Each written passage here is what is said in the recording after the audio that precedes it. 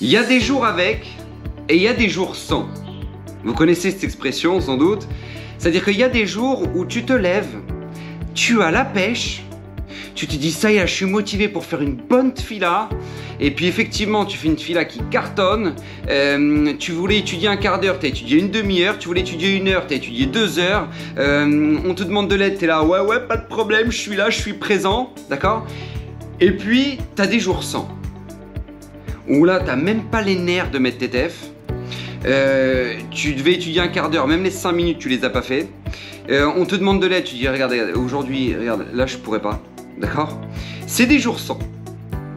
Et on sait tous, on arrive à la fin de cette année-là, on fait un petit bilan et puis on se rend compte que le Satan a réussi à nous faire pas mal de journées où on était sans. D'accord? Et nous dit le premier verset de la paracha de cette semaine. Atem nitzavim hayom kulchem lifnei Hashem Elokechem. Vous êtes tous présents. Hayom, c'est quoi le Hayom? Nous dit le Zohar, c'est Rosh Hashanah, lifnei Hashem, devant Akadosh Baruch Hu, votre Dieu.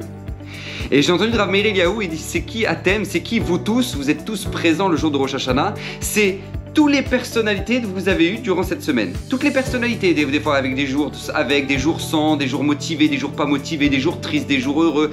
Toutes les personnalités que vous avez eues toute l'année, Atem, vous tous, vous êtes devant Akadosh Baruch Hu le jour de Rosh Hashanah. Et donc là, on fait le bilan, c'est pas forcément très joyeux.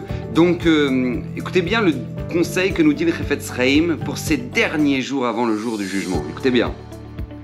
Chafetz Chaim nous dit, vous savez, lorsqu'une personne fait une vente à l'étalage et qu'il y a des voleurs qui arrivent et qui commencent à lui prendre sa marchandise comme ça, il dit le Chafetz Chaim, qu'est-ce qu'il doit faire? Qu'est-ce qu'il doit faire? Eh bien c'est très simple. Lui aussi il doit attraper le maximum de sa marchandise pour la sauver. On te la vole, toi aussi, prends-la pour la sauver au maximum. Il dit le Chafetz Chaim, on arrive quelques jours avant Rosh Hashanah. Le Satan, il nous a volé plein de jours où on était négatif, où on était triste, où on était pas bien et on n'était pas du tout motivé. Eh ben tu sais quoi, il te reste quelques jours. Prends-les ces derniers jours. Prends-les pour toi ces derniers jours. Voilà, ce soir c'est le dernier Shabbat de l'année. Mettez le paquet. Faites kiffer votre famille. Achetez pour les Tunisiens de la boutargue. Pour les Ashkenazim.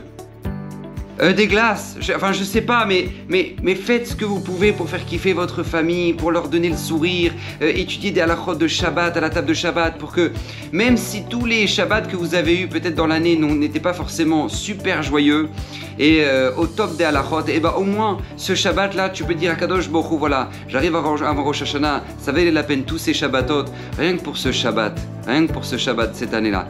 Et puis ça valait la peine tous ces Shacharit, rien que pour ce Shacharit que je vais prier demain matin. Parce que c'est les dernières heures, c'est les derniers jours avant Rosh Hashanah. Mettez le paquet pour avoir une future bonne année. Qu'Hashem vous bénisse. Shabbat Shalom.